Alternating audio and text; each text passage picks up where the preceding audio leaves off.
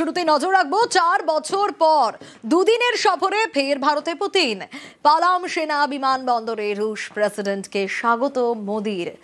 সেই ছবি দেখাচ্ছি আপনাদের। 4 বছর পর দুদিনের সফর, আর দুদিনের সফরে ভারতে এলেন আবারও পুতিন। ভ্লাদিমির পুতিনের ভারত সফর আর পালাম সেনা বিমানবন্দরের ছবি আপনাদের দেখাচ্ছি। সন্ধ্যের সেই ছবি, ঠিক সন্ধ্যেবেলায় পালাম সেনা বিমানবন্দরে রুশ প্রেসিডেন্ট এসে পৌঁছন আর রুশ প্রেসিডেন্টকে স্বাগত জানান নরেন্দ্র মোদী।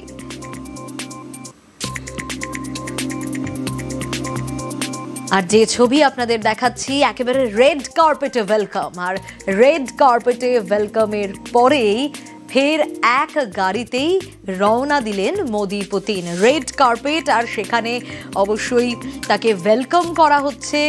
নৃত্যানুষ্ঠান রয়েছে এবং সংস্কৃতি, ভারতীয় সংস্কৃতি, সেই ভারতীয় সংস্কৃতির মাধ্যমেই পুতিনকে স্বাগত জানানো হবে ভারতে।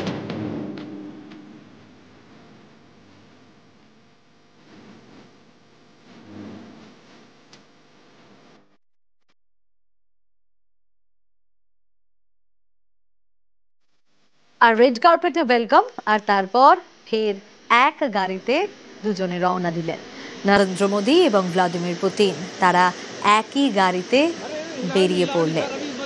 প্রথমেই স্বাগত জানানো হয় পুতিনকে। প্রধানমন্ত্রী নরেন্দ্র মোদী তিনি স্বয়ং আসেন, আর তারপর দুজনে একই গাড়িতে বেরিয়ে পড়লেন। পরে প্রধানমন্ত্রীর বাড়িতে নৈশভোজ ভ্লাদিমির পুতিনের। আগামীকাল রাষ্ট্রপতি ভবনে অভ্যর্থনা জানানো হবে তাকে। তারপর রাজঘাটে শ্রদ্ধা পুতিনের। দুপুরে দ্বিপাক্ষিক বৈঠক রয়েছে। তারপর 23তম ভারত রুশ শীর্ষ সম্মেলন। একাধিক কর্মসূচি। ইউক্রেন যুদ্ধের পর এসসিও সামিটে সাক্ষাৎ দুই রাষ্ট্রনেতার। আর এবার মোদির আমন্ত্রণে ভারতে এসে পৌঁছলেন রুশ প্রেসিডেন্ট। একাধিক সামরিক চুক্তির সম্ভাবনাও রয়েছে। ভারত মার্কিন শুল্ক যুদ্ধের মধ্যেই এবার সমীকরণ কি হতে চলেছে সেদিকে গোটা বিশ্বের নজর। মোদি পুতিন বোঝাপড়ায় সজাগ দৃষ্টি হোয়াইট হাউসেরও রয়েছে বইকি। জ্বালানি ক্রয় থেকে পারমাণবিক চুক্তি, এসব বিষয় নিয়ে আলোচনা হতে পারে। মহাকাশ গবেষণা, প্রতিরক্ষা ক্ষেত্রেও আলোচনা দুই রাষ্ট্রনেতার। ইউক্রেন যুদ্ধে শান্তিপূর্ণ সমাধান দাবি করতে পারেন নরেন্দ্র মোদী। আর আগামীকাল সন্ধে 7টায় রাষ্ট্রপতির নৈশ ভোজে রুশ প্রেসিডেন্ট।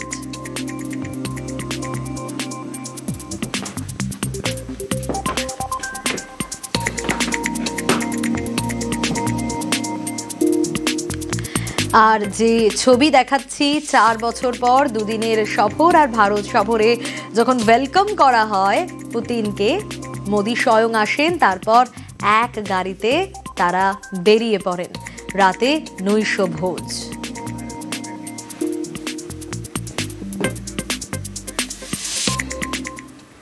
অন্যান্য খবরেও আমরা নজর রাখবো। কেউ যাচ্ছিলেন পরিজনের দেহ আনতে, কেউ বা চিকিৎসা করাতে, কিন্তু শেষ মুহূর্তে কি জানতে পারলেন? বিমান বাতিল। দেশ জুড়ে ইন্ডিগোর বিমান পরিষেবায় বিভ্রাট আর যাত্রী ভোগান্তি স্বাভাবিকভাবেই চরমে। বাগডোগরা থেকে বেঙ্গালুরু, দেশ জুড়ে ছবিটা কিন্তু একই।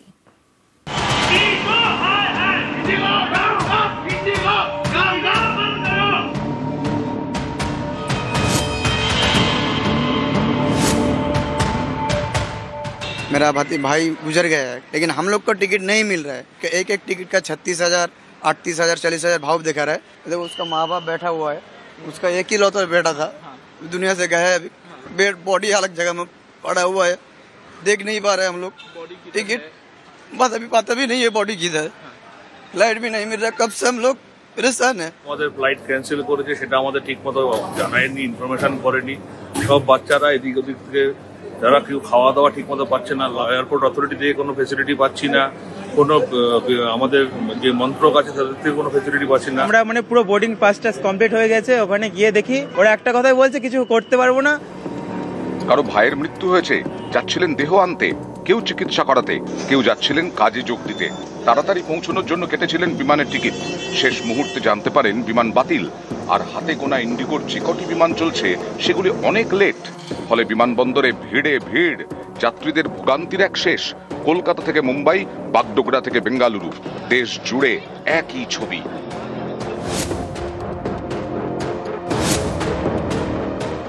बेंगलोर में इंटरव्यू देना पे कैंसिल हो रहा है और मैं इनको बोल रही हूँ मेरा इमरजेंसी आप मेरा कर दीजिए, बोल रहे हैं नहीं होगा। हॉस्पिटल जाना, जिसमें 14 तारीख को हमने टिकट बनाया, 14 नवंबर को टिकट बनाया गया 3 दिसंबर को।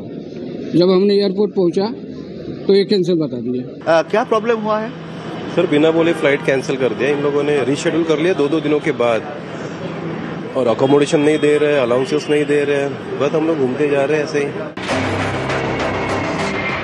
ইন্ডিগো বেসরকারি এয়ারলাইন্স প্রতিদিন দেশে এবং দেশের বাইরে বহু বিমান ওঠানামা করে।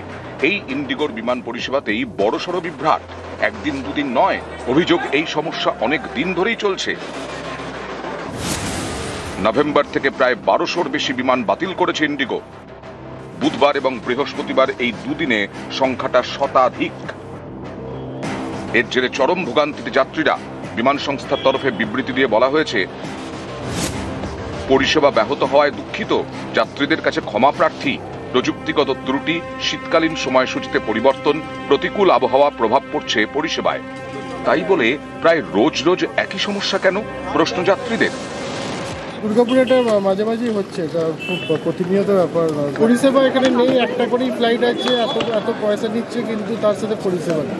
Any time rules that are promulgated are not in favor of the airlines, they, like spoiled children, tend to delay flights, bring in disruptions, causing a lot of public inconvenience, so as to put pressure on the ministry or the DGCA in order to get their way.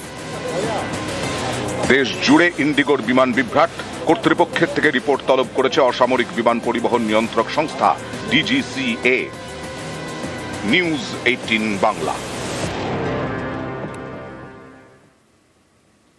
নজর রাখবো এবার আদালতের রায়। নির্ভর করছে শিক্ষক নিয়োগ প্রক্রিয়ার মাঝে বিজ্ঞপ্তি জারি এসএসসির তরফ থেকে বিজ্ঞপ্তি জারি করা হয়েছে। কি রয়েছে সেই বিজ্ঞপ্তিতে? সোমরাজ আরো ডিটেইল আপডেট দিতে পারবে। সোমরাজ, দেখো, স্কুল সার্ভিস কমিশনের তরফে একটি বিজ্ঞপ্তি জারি করা হয়েছে, যে বিজ্ঞপ্তিতে এসএসসি বলছে নবম, দশম ও একাদশ দ্বাদশের শিক্ষক নিয়োগ প্রক্রিয়ার ভবিষ্যৎ মামলার চূড়ান্ত রায়ের উপর নির্ভর করছে। সম্প্রতি কলকাতা হাইকোর্টের তরফে একটি নির্দেশ দেওয়া হয় যে নবম, দশম ও একাদশ দ্বাদশের শিক্ষক নিয়োগের প্রক্রিয়ার ভবিষ্যৎ নির্ভর করবে মামলার চূড়ান্ত রায়ের ওপর। তাকে মাথায় রেখেই স্কুল সার্ভিস কমিশনার সন্ধ্যাবেলা একটি বিজ্ঞপ্তি জারি করেছে, যেখানে সকল চাকরি প্রার্থীদের জানিয়েছে এসএসসি যে মামলার চূড়ান্ত রায়ের ওপর নির্ভর করবে নিয়োগ প্রক্রিয়ার ভবিষ্যৎ। কিন্তু তার মানে এটা নয় যে নিয়োগ প্রক্রিয়া থমকে যাবে। নিয়োগ প্রক্রিয়া যেমন চলছে তেমনই চলবে। এসএসসি প্রয়োজন মনে করলে প্যানেলও বের করবে। কিন্তু যেহেতু আদালত নির্দেশ দিয়েছে এবং কোন মামলার প্রেক্ষিতে বা কোন রিট পিটিশনের প্রেক্ষিতে এসএসসি কে নির্দেশ দেওয়া হয়েছে সেটাও উল্লেখ করেছে বিজ্ঞপ্তিতে স্কুল সার্ভিস কমিশন। অর্থাৎ কলকাতা হাইকোর্টের যে নির্দেশ ছিল সেই নির্দেশকে মান্যতা দিয়েছে এসএসসি, তেমনটাই এসএসসির তরফে বিজ্ঞপ্তি দিয়ে জানানো হয়েছে। বেশ সোমরাজ। মালদার গাজলের পরে মুর্শিদাবাদের বহরমপুর। এসআইআর চক্রান্তের অভিযোগে ফের মমতা বন্দ্যোপাধ্যায়ের সুর একেবারে সপ্তমে। নিশানা করলেন বিজেপিকে। যারা মারা গেছে তাদের মধ্যে তো অর্ধেকের বেশি হিন্দুও আছে। এসআইআর করে বিজেপি আরো গেছে, যেটুকু ছিল সেটুকুও গেছে, আরো যাবে। ওদের শূন্য করে দিন, ওদের ভাড়ার শূন্য করে দিন।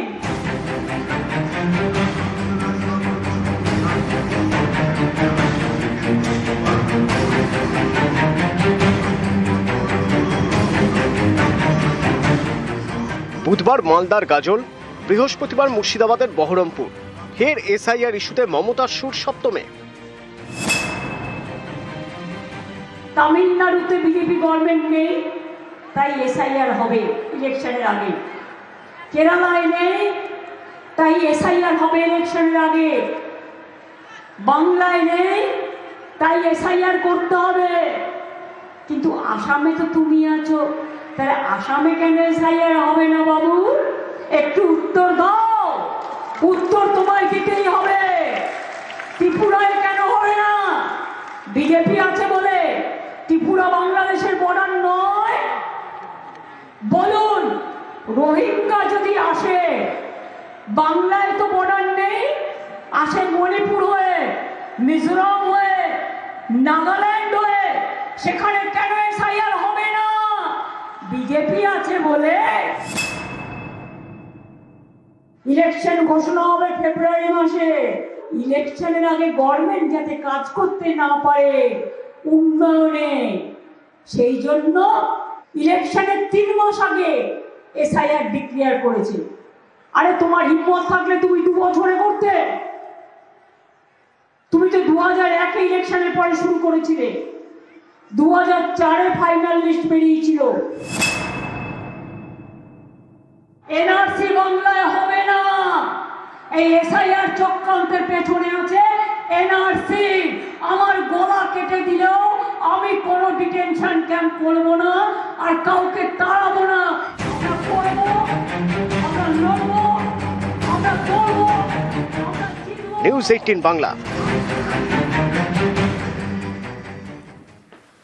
আর নজর রাখতে হচ্ছে এবার বিএলওদের কমিশনের হুঁশিয়ারি, আইনি পদক্ষেপের হুঁশিয়ারি কমিশনের। এসআইআর নিয়ে বিএলওদের খোলা চিঠি সিইওর। সেই খোলা চিঠিতে ঠিক কি কি রয়েছে, সোমরাজ রয়েছে আমার সঙ্গে, সোমরাজের কাছ থেকে আরো ডিটেইলস জানতে পারবো। সোমরাজ, এই চিঠিতে ঠিক কি কি রয়েছে? দেখো, বুথ লেভেল অফিসারদের উদ্দেশ্যে রাজ্যের মুখ্য নির্বাচনী আধিকারিক একটি বিশেষ বার্তা দিয়েছেন। যে বিশেষ বার্তায় মুখ্য নির্বাচনী আধিকারিক বলছেন বুথ লেভেল অফিসারদের ইচ্ছাকৃতভাবে কোনো ভুল হলে শাস্তিমূলক পদক্ষেপ নেওয়া হবে। অর্থাৎ ইনামুরেশন ফর্ম ডিজিটাইজেশন বা আপলোডের ক্ষেত্রে কোনো তথ্যগত ভুল থাকলে এবং সেই ভুল যদি ইচ্ছাকৃত করেছে বলে মনে করে জাতীয় নির্বাচন কমিশন, তাহলে সেক্ষেত্রে শাস্তিমূলক পদক্ষেপ নেওয়া হবে। কি ধরনের শাস্তিমূলক পদক্ষেপ হবে সেটা কিন্তু রাজ্যের মুখ্য নির্বাচনী আধিকারিক তার বার্তায় উল্লেখ করেননি। এটাও গুরুত্বপূর্ণ বার্তা দেওয়া হয়েছে যে বুথ লেভেল অফিসারদের বলা হয়েছে যে এটা তাদের মনে রাখতে হবে বর্তমানে তারা জাতীয় নির্বাচন কমিশনের ডেপুটেশনে রয়েছে। অর্থাৎ এই বার্তা দেওয়ারই চেষ্টা করা হলো বলেই মনে করছে প্রশাসনিক মহল যে জাতীয় নির্বাচন কমিশনের ডেপুটেশনে থাকা মানে তাদের বিরুদ্ধে শাস্তিমূলক পদক্ষেপ জাতীয় নির্বাচন কমিশন নিতে পারে। আর এক্ষেত্রে কেউ কোনোভাবেই হস্তক্ষেপ করতে পারবে না, তার কারণ তারা জাতীয় নির্বাচন কমিশনের ডেপুটেশনে থেকে অর্থাৎ তাদের অধীনে থেকেই এসআইআর প্রক্রিয়ার কাজ করছেন। এই বার্তাকেই সব থেকে বেশি গুরুত্বপূর্ণ হিসাবেই বলে মনে করা হচ্ছে, তার কারণ তুমি জানো আগামী 11 ডিসেম্বর শেষ দিন রয়েছে এনামুরেশন ফর্ম আপলোড এবং ডিজিটাইজেশনের ক্ষেত্রে। ইতিমধ্যেই রোল ব্যাক বলে একটি অপশন দেওয়া হয়েছে বিএলওদের, যেখানে তারা যদি মনে করেন যে কোনো ফর্মে তারা কোনো ভুল করেছেন সেই ভুল তারা শুধরে নিতে পারবেন। আজ থেকে জাতীয় নির্বাচন কমিশন সেই সুযোগ দিচ্ছে বিএলওদের। আজ তাকেও উল্লেখ করে রাজ্যের মুখ্য নির্বাচনী আধিকারিকের এই বার্তা যথেষ্ট গুরুত্বপূর্ণ বলে মনে করা হচ্ছে।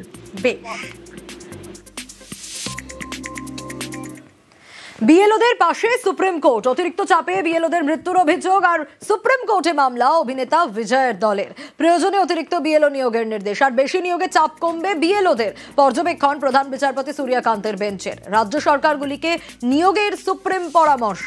বিএলও অব্যাহতি চাইলে গুরুত্ব দিয়ে দেখার পরামর্শ। বিএলওদের পাশে দাঁড়িয়েছে সুপ্রিম কোর্ট। চাপ কমানো, পরিস্থিতি মোকাবিলার ক্ষেত্রেও আইন মেনে কারণ দেখিয়ে দায়িত্ব থেকে অব্যাহতি চাওয়া যেতেই পারে।